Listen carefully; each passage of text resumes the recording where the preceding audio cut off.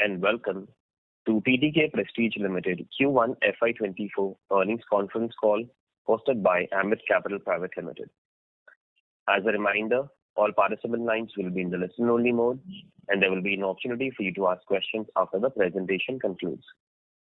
Should you need assistance during this conference call, please signal an operator by pressing star and zero on your touchtone phone. Please note that this conference is being recorded. I now hand the conference over to Mr. Dhruv Jain from Ambit Capital. Thank you, and over to you, sir. Thanks. Hello, everyone. Welcome to TTK Prestige 1Q FY24 earnings call. From the management side, today we have with us Mr. Chandru Kalro, Managing Director, Mr. K. Shankaran, Whole-Time Director, and Mr. R. Saranyan, Chief Financial Officer. Thank you, and over to you, sir, for your opening remarks. Very good evening, everyone. This is Saranyan here. Before I hand over the call to Mr. Chandru Kalro for the opening remarks, I, on behalf of the management, welcome you all for TTK Prestige Q1 FY24 earnings call. I just want to remind all the participants of the safe harbor clause. The discussion today may contain certain statements from the management which are futuristic in nature. Such statements represent the intentions of the management and the efforts put in by them to realize certain goals. The success in realizing these goals depends on various factors, both internal and external. Therefore, the investors are requested to make their own independent judgments by considering all relevant factors before taking any investment decision. Thank you. I hand over to Mr. Chandru Kalro. Thank you, Saranyan, and good afternoon to everybody, and thank you for being here. My name is Chandru Kalro. I have with me Saranyan, who just spoke to you. He's the CFO, and Mr. Shankaran, who's the Director of Corporate Affairs with me. And between the three of us, we will be taking all questions. Word about the quarter that just went by. While the numbers are not as good as the previous year, I think we've, by and large, we would say that we are not very disappointed because of as you know, the discretionary consumption has been seeing a slowdown for quite some time now. And as we had stated in the beginning of the year, we expect the first half of this year to be a little slow, and we expect that things should turn around in the second half of this year. And it's in that context that I would like you to see these numbers. The other thing that has been our focus in this period has to make sure that all our consumer-facing channels are on the growth path. And we have a very balanced channel portfolio without affecting any of the balance, given that the customer today is going to all these channels. The second thing that we had in focus was to make sure that the basic profitability and the basic brand premiums that we are commanding does not get significantly eroded in spite of various competitive pressures on pricing and promotions during the quarter. As you know, the raw material costs have been benign, and there has been a tendency by competition to pass on this and more, given that the discretionary consumption has been slowed down and everybody wants a bigger share of the pie. But unfortunately, as we expected, nobody got that bigger share. It was just that people started giving away more money, which we didn't want to do. So it was in that line that we achieved the top line that we achieved. And the next thing is, if you see our operating profits for the quarter, the problem has largely been because of the operating leverage being down. The raw material costs ratios have been better than last full year and better than last year same quarter. I now open the floor to questions. Thank you. Thank you very much. We'll now begin the question and answer session. Anyone who wishes to ask a question may press star and one on your touchtone telephone. If you wish to remove yourself from the question queue, you may press star and two. Participants are requested to use handsets while asking a question. Ladies and gentlemen, we'll wait for a moment while the question queue assembles. Participants, you may press star and one to ask a question.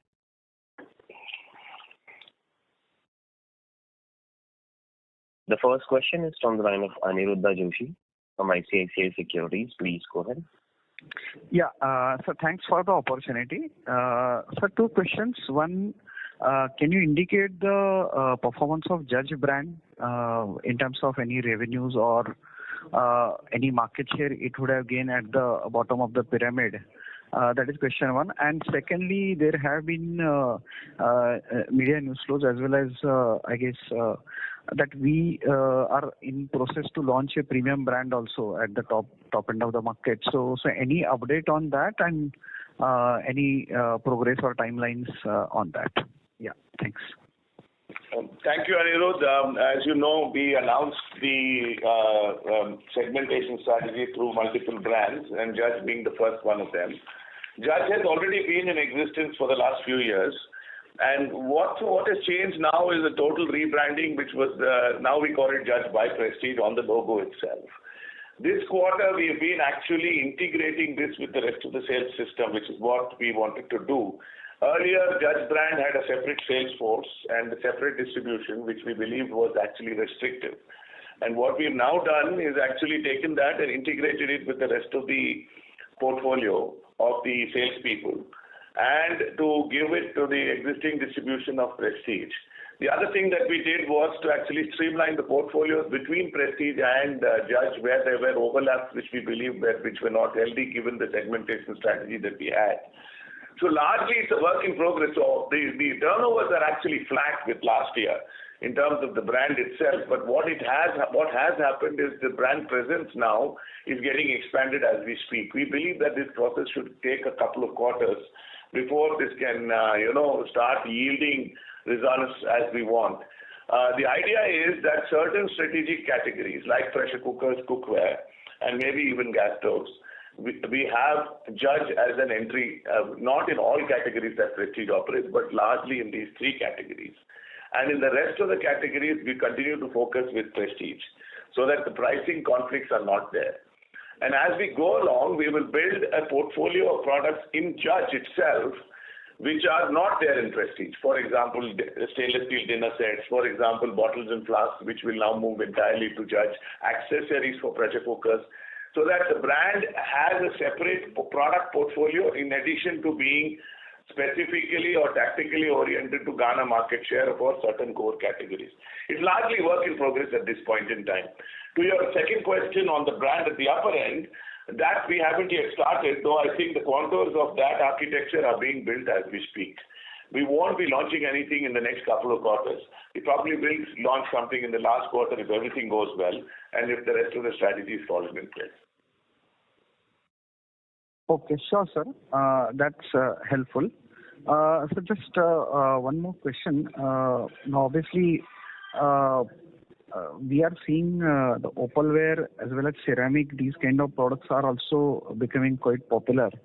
So any strategy by TTK Prestige to enter these kind of products and any plans in that regard? Yeah, that's it from my side.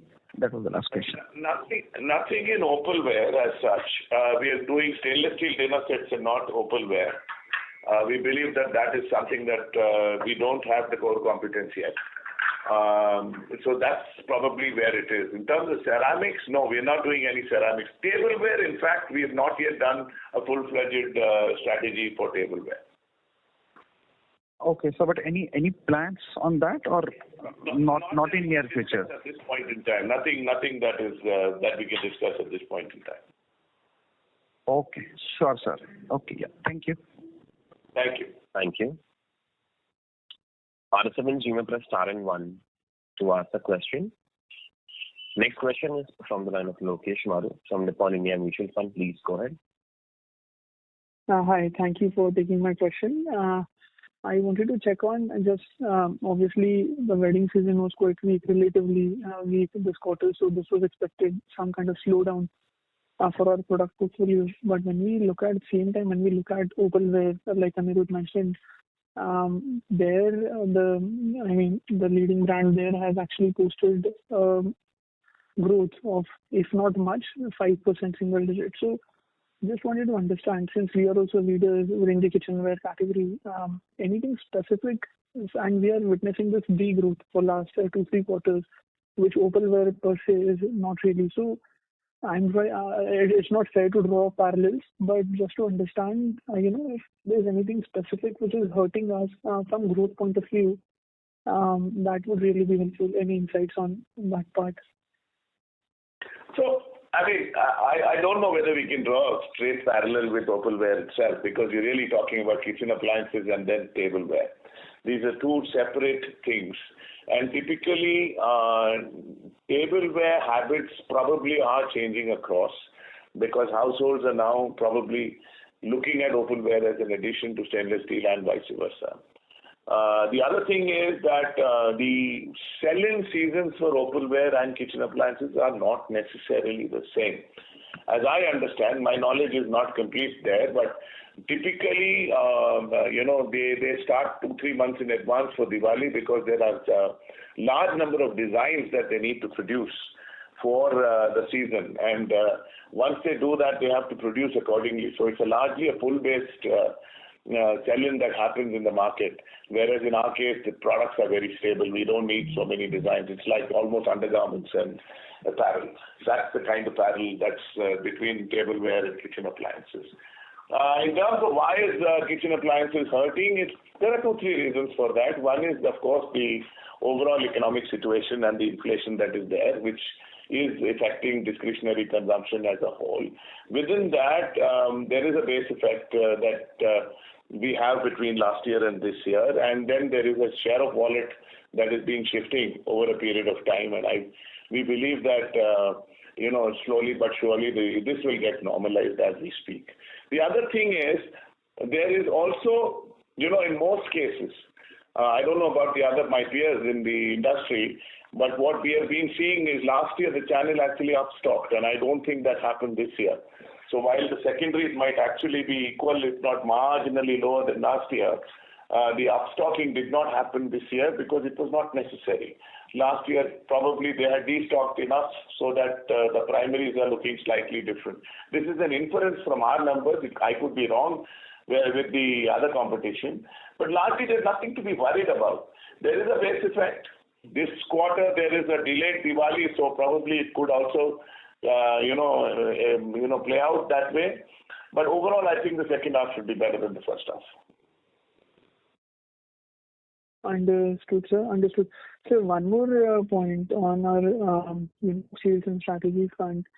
One thing that we are doing is obviously we have launched a Judge brand to counter the competition per se. But then when we look at kitchenware or cookers category, cooker and cookware, which we have 50%, which forms 50% of our portfolio, majority demand there comes from replacement demand. It's quite a penetrated and one of the most matured categories.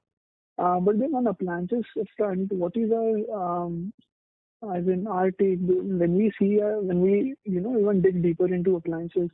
There is stiff competition, and there is competition from imported players and brands within cooker and cookware. We are the number one brand, right? But within appliances, there are many brands and many imported ones which are tough to fight against, right? So how do we look at growth going forward, and what is our take on how do we take our positioning one notch higher within the appliances front to cater to that? Even if there are challenges, like we have seen the base is high right now, but in the challenging times we'll be able to deliver that kind of growth or have that kind of sustainable growth going forward. So any insight on that part, please? You see, the kitchenware, which is the pressure cookers and cookware, which you alluded to, largely, there are players like us which have much larger shares in the market, and unlike appliances where the shares of the leaders are in very low double digit at the max, and largely everybody, it's a much more fragmented play in the appliance side. But I don't agree with you that there is imported competition there. I don't think imports are viable today as an option for most of the categories that we operate for two reasons. One is that the gas stoves that we do and the mixer grinders that we have are very different from what is being sold by China or any of our counterparts there. The products are very different. So these are India-centric, and these are largely almost 100% made in India. within that, there are a lot of now non-tariff barriers that the government has introduced in terms of certifications, like BIS certifications, like BEE certification to be coming in soon. So it's going to be unviable for people to bring in products from outside other than at component level to bring it from outside. There are the new age appliances, which are the small domestic appliances like toasters, blenders, etc., which are China-centric, which have also become unviable to import from there, and largely that is also the supply chain has moved. You will be aware that we were one of the first companies to actually move supply chains to India largely. In fact, we have now stopped imports of finished goods from China for quite some time, which was a strategic move that we made. The competition has always been there. These categories have always been fragmented. TTK Prestige has approached this with a very consistent, customer-centric, innovation-based approach. So what we have is new products that come in, which provide genuine solutions to people's problems, and that is why we have been leaders, and that is how we intend to maintain our leadership. Sorry, this is just a follow-up to the previous question. So by imported, I mean brands like Morpho Richard or Philips, etc. I just mean other brands who are leaders in different appliances, right?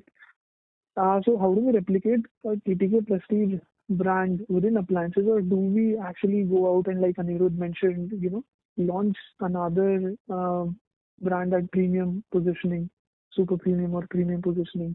How would that work? I mean, replicating the brand that we have within cooker and cookware to appliances. We don't have to replicate anything newly. As you are aware, by the way, Philips is an Indian brand. If they might be available elsewhere, but it's an Indian brand. But we don't have to replicate anything. We are already leaders in appliances. There is nobody who is doing the kind of turnover that we are doing in the appliance turnover, the portfolio that we have. So, I mean, and that has been achieved through this innovation-based, customer-centric approach that we have, through our distribution, through our consistent marketing efforts, and that is what we are going to continue to do. Well, understood. Thank you. Thank you. Participants, you may press star and 1 to ask the question. Next question is from the line of Samir Gupta from India Infoline. Please go ahead. Hi, good afternoon, sir, and thanks for taking my question. Just wanted to understand this performance and going forward our commentary on the second half.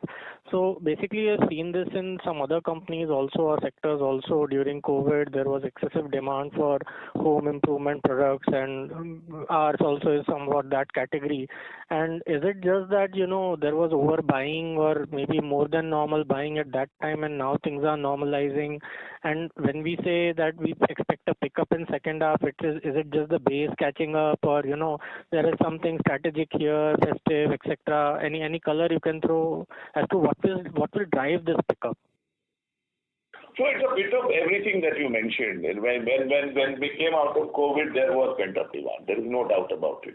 It was also accentuated, as I said, because the channel stocked up at that time.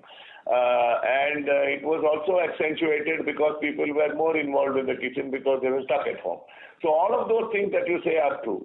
The share of wallet was higher. Today, people suddenly, after 2 years, they want to go out, and so you see hospitality, luggage, these kind of industries doing extremely well, and the share of wallet going the other way.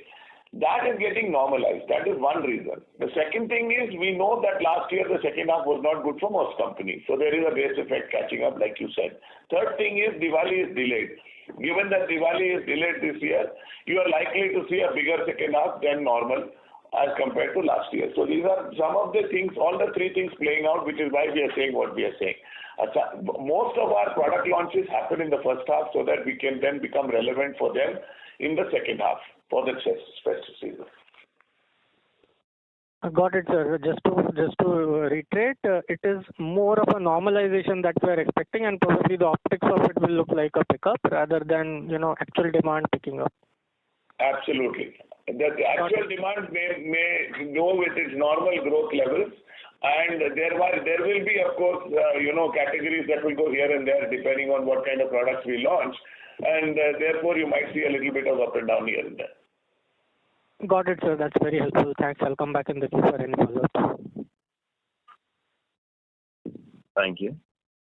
Participants, you may press star and one to ask a question. Next question is from the line of Abhilasha Satale from Quantum Asset Management. Please go ahead.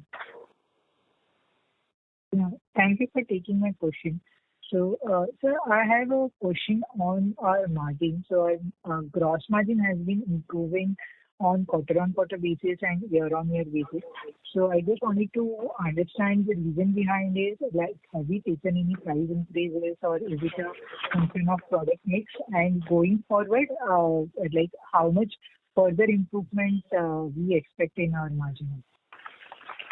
So you're absolutely right. The gross margins have gone up primarily because the raw material costs have been benign. And no, we have not taken any price increases. The price increases need not be taken. They are not justifiable if we want to take. And as I said in the beginning, our peers have been quick to pass on many of these savings, which we believe was not healthy, because even now the raw material costs are not as low as they were pre-COVID.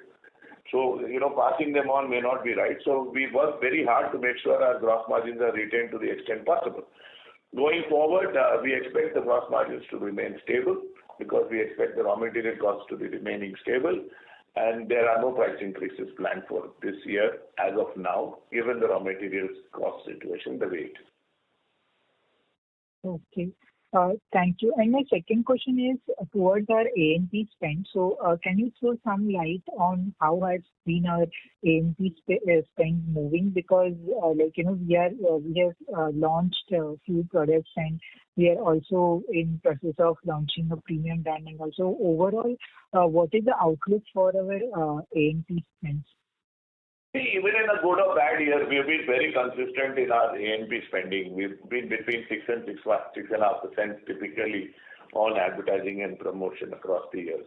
And that is going to continue, and that is what we've been doing this year as well. What we decide to advertise is based on the kind of portfolio and the new innovations which we launch. We believe that there are mature categories that don't need advertising on a regular basis, but if there's a new product, something that's completely different, we'd like to advertise and invest in that category, aggregating to this kind of spend generally in that band. That's how we do it. If there is a new brand that we are launching, that strategy I don't think we can discuss at this point in time, because it's not ready. Okay. Okay. Fine. Thank you. So, and my last question is on, our, how do we see our growth on a sustainable basis? Because as I understand, there was a pent-up demand and the base has been high, and therefore we cannot comment on this year's growth or anything. But going forward, like when, the situation is more normalized, and when, we see overall consistent improvement in the disposable income, how do we see our growth in terms of, we want to grow lower double digit, mid double digit? Like, can you give some guidance from that perspective? Obviously, sorry about that. Obviously, our focus has been to maintain market share. So that means we have to at least do category growth rates overall, and that is one thing that we want to do. The second thing is, we believe that on a normalized basis, a double-digit growth in the Indian economy is possible, provided the other things normalize. I mean, we have so many things that are going here and there, but these things get normalized as we go along. Inflation, I think, is abating. Overall, I think real incomes in rural India and the small town India is actually growing. India is a bright spot in the world economy, and we are fully cognizant of that. So a low double-digit growth is something that we would think is possible, and that's what we will go after. Okay. Thank you. Thank you. Participants, you may press star and one to ask a question. Next question is from the line of Mustafa from Cube Investments. Please go ahead. Yes, good evening, sir. Thank you for the opportunity. So if we look at our quarterly numbers, the cookware plus cookware division results, if we add up, it has experienced a 10% negative degrowth. If we compare this to our nearest competitor, who had a relative positive growth, it seems that we are losing market share in our cooker and cookware business. So, sir, can you shed some light on this, please? So, there's one thing that we had last year which we didn't have this year, which is why our numbers are looking the way they did. Last year we had a one-off sale of cookware which was very substantial during this quarter, which didn't happen this year. That is one reason. Second thing is, as I said, last year the channel stocked up, and this year the channel didn't stock up so much. And I believe that that is also optically making this sale look the way it is. One of the things that we track on our traction is on front-facing channels, whether it's e-com, whether it's our own PXL channel, or whether it is modern format where we sell cookware. These places we have had healthy growths. We don't believe that there are any market share losses, though optically this looks lower than the previous year. We have launched a nice new range of products both in non-stick cookware as well as in stainless steel, which is meeting with a good demand, and we believe that this will get normalized as we go along. Fair enough. So what is this, how much is the quantum of this one-off? Sorry, one last thing is the person you mentioned, which looks optically higher, I am not sure whether they have disclosed whether it is in exports or whether it is in domestic. Sir, even in there, I think we have lost out on export by 28%, whereas that degrowth has only been 10% for the year. Yeah, so exports are based on the customer profile, their own stocking up and stocking down, and you are aware that many of these large customers, because of supply chain vagaries, had actually ended up stocking up again last year, which is getting normalized. So that is all coming together. That is why you're seeing it like that. Sir, are we in a position to tell how much was this one-off last year for extra stocking or extra sale of cookware that you mentioned? I don't want to give a number out. Having said that, it is significant. Okay. And so lastly, there was an announcement, sir, about our some capacity enhancement about some inner lid cookware. So, sir, is this a fresh launch for us, sir, or we are already in inner lid? No. We are already in inner lid. The fresh capacity that has come up is in our Roorkee factory. This is for inner lid stainless steel pressure cookers. As you know, there has been a movement from aluminium to stainless steel overall in the category, and this is to augment our capacity to supply stainless steel cookers in the market, which is in, and largely inner lid cookers are sold in the non-south. So this factory is now going to be able to supply from closer to market from there. It is definitely a capacity enhancement in line with what we think are the demands that might go up in the near future. So what would be the contribution of inner lid cookers to total cooker sale? About a third. Oh, about a third. Okay. Thank you so much, sir. Thank you. Thank you. A reminder to all the participants, you may press star and 1 to ask a question.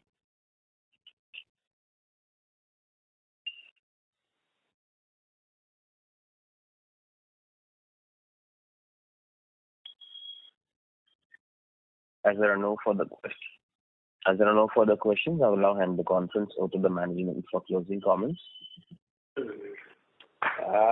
Thank you everyone for coming to the analyst call and attending this call. And we are, as I said, we are hopeful that we will have a better second half as we go along. The company is doing well.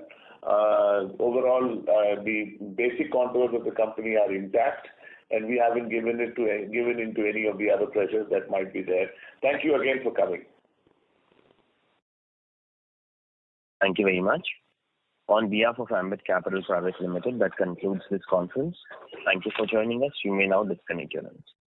Thank you.